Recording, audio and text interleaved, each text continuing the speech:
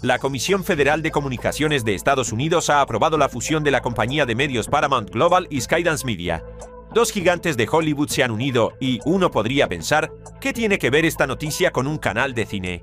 La razón es que ha ocurrido algo que durante 10 años parecía imposible, ya que la nueva dirección de Paramount ha anunciado oficialmente el inicio de los trabajos en la secuela de Guerra Mundial Z, una película que estaba lista para su estreno en 2015. Prometía ser la mejor película de zombies, pero se topó con dificultades de producción.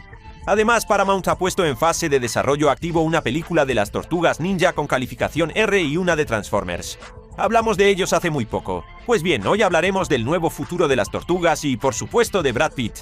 Literalmente hasta este mes, Guerra Mundial Z, con una recaudación de 540 millones, seguía siendo la película más taquillera de su carrera.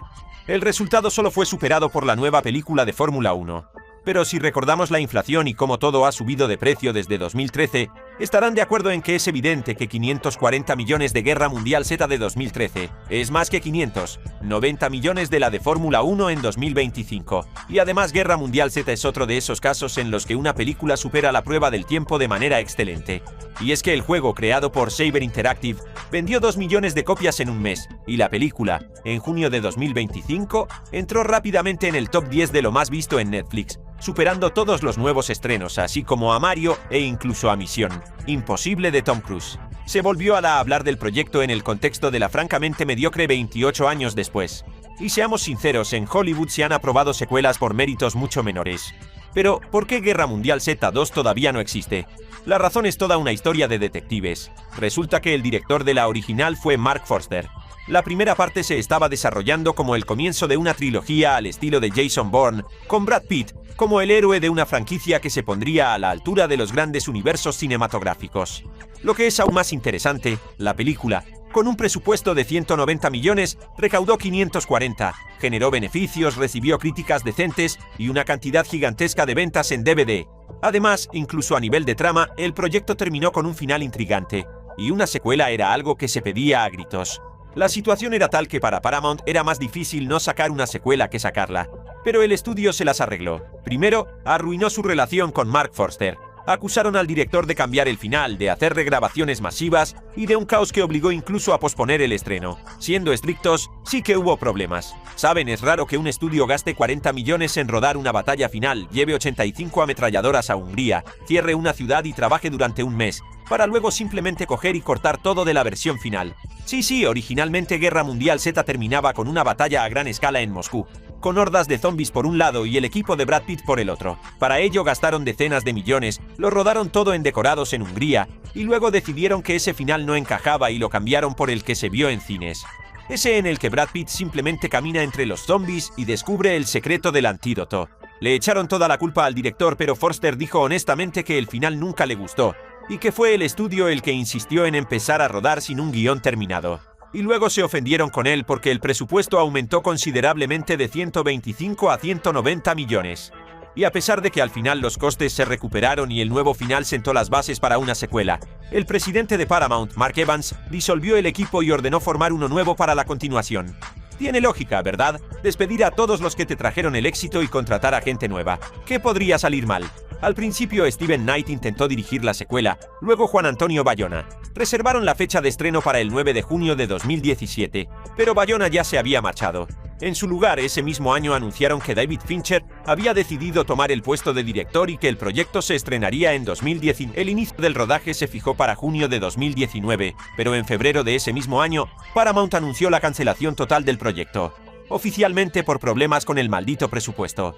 En realidad corrían rumores de que en 2019 el gobierno de China prohibió la exhibición de películas de zombies, y sin la taquilla china, Paramount consideró el proyecto demasiado arriesgado. Y es una pena porque la secuela prometía ser impresionante. Originalmente la idea de Marc Forster era una historia geopolítica global sobre cómo la humanidad contraataca a los zombies. Al final de la película, el personaje de Brad Pitt entendía que los zombies no atacan a los enfermos terminales. Así que la gente de todo el planeta empezó a engañar a los zombies de todas las maneras posibles, inyectándose enfermedades que sobre el papel son mortales, pero que en realidad se curan fácilmente con los medicamentos más simples. También había una escena de 5 segundos con Konstantin Kavensky de esa misma batalla final que fue cortada. Kavensky, por cierto, trabajó en la película durante 2 meses, interpretando a un soldado en la batalla final que luego fue eliminada del proyecto. Más tarde Brad Pitt dijo que esas escenas podrían incluirse en la secuela para que no se perdieran. Y era fácil creerlo porque el libro original es simplemente una recopilación de historias de todo el mundo. En ese universo la epidemia comenzó en China, y luego, además de ese país, se describen historias de gente de Rusia, Estados Unidos, Cuba, Francia, Gran Bretaña, Japón y una docena más de países y territorios, incluyendo incluso Corea del Norte. Allí, por cierto, se encuentra uno de los grandes misterios, ya que los satélites registraron la desaparición total de la población. Se plantearon teorías de que todos los coreanos se habían mudado a vivir en búnkeres, y que Cuba, por ejemplo, se había convertido en una superpotencia económica, ya que por su ubicación insular y su carácter decidido, mantuvo sus fronteras intactas y se convirtió en un refugio para todos los migrantes. Tras el final de la película, en el libro comenzaba una guerra de 5 años, donde los restos de la humanidad intentaron derrotar a los zombies y lo consiguieron, cambiando el planeta hasta dejarlo irreconocible. En la Organización de las Naciones Unidas solo quedaban 72 países. India y Pakistán iniciaron una guerra nuclear. La Unión Europea se unificó en un solo estado. Y así multitud de detalles de geopolítica y de un futuro hipotético se analizan en profundidad en la novela. Y la segunda parte de la película, por consiguiente, originalmente trataba sobre la Guerra Santa de los 5 años. Brad Pitt quería añadir ahí las escenas no utilizadas de Moscú, pero no pudo ser y cuando llegó David Fincher, se empezó a hablar de una secuela completamente diferente. Según contó el propio director, más terrenal y parecida a una adaptación de The Last of Us. Es decir, en lugar de geopolítica, pequeñas historias con los pies en la tierra sobre gente corriente, que también la verdad es un concepto muy interesante.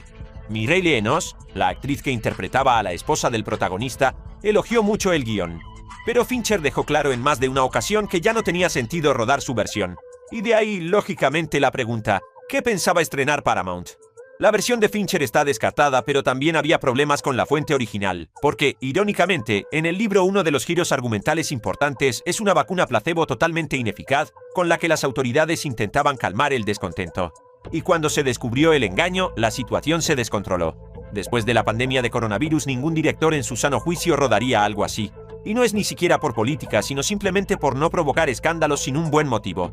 Además, la secuela canónica, como ya habrán deducido, está llena de geopolítica con China convirtiéndose en una federación y un par de guerras civiles y mundiales. Y por supuesto, nadie se va a meter en eso en 2025. La conclusión es que rodarán algo intermedio, pero en cualquier caso interesante. El público ya está cansado de las historias personales de Pedro Pascal salvando a todo el mundo y de las distopías sobre lo mala y terrible que es la humanidad. En realidad, una historia decidida, positiva y brutal sobre una guerra planetaria total contra los zombies es lo que el mundo moderno necesita. Basta ya de historias sobre la doble cara de la gente, de los gobiernos y de quien sea. Hay que, como en el libro, unirse y hacer frente a todos los muertos. Y suavizar los aspectos políticos no es tan complicado. El único problema es el presupuesto gigantesco que requeriría una empresa así. Pero en el comunicado oficial de Paramount se lee entre líneas que el dinero no es un problema.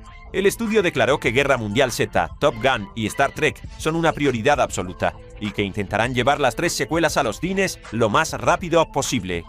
Del equipo original, 2 personas regresarán seguro. El productor David Ellison, quien ha sido nombrado oficialmente por la nueva dirección para supervisar el proyecto. Y por supuesto, Brad Pitt, sin quien no tendría ningún sentido rodar la película.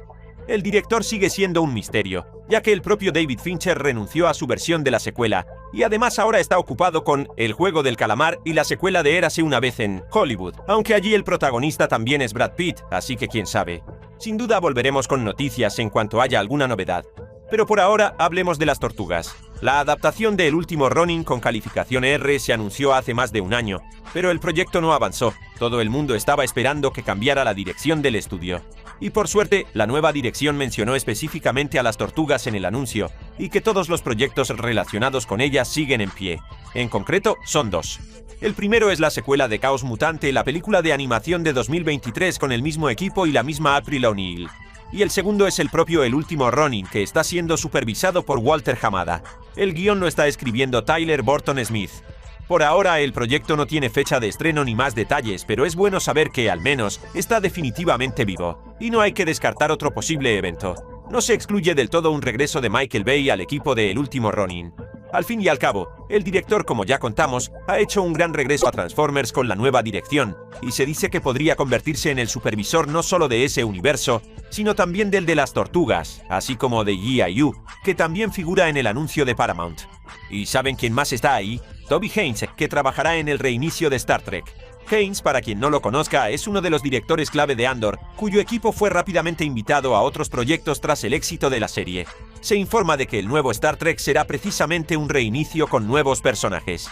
Uno de los productores será J.J. Abrams, quien también producirá el regreso de un Star Trek más clásico con los héroes conocidos. De este modo, para los fans de la franquicia, si es que queda alguno, se están preparando 2 películas a la vez. Háganoslo saber en los comentarios. Tenemos mucha curiosidad por saber si algún fan de Star Trek ha sobrevivido hasta 2025. Y los fans de Stranger Things también pueden alegrarse, porque la nueva dirección de Paramount ha traído de Netflix a los hermanos Duffer. Según información interna, el acuerdo fue muy caro, y la dirección de Paramount prometió a la pareja presupuestos casi ilimitados, control creativo total y la oportunidad de rodar no solo series, sino también películas para el cine. Quién sabe, quizás los Duffer se animen y dirijan El último Ronin o Guerra Mundial Z. Compartan sus teorías y sus películas de zombies favoritas en los comentarios. Por ahora eso es todo. Hasta la próxima.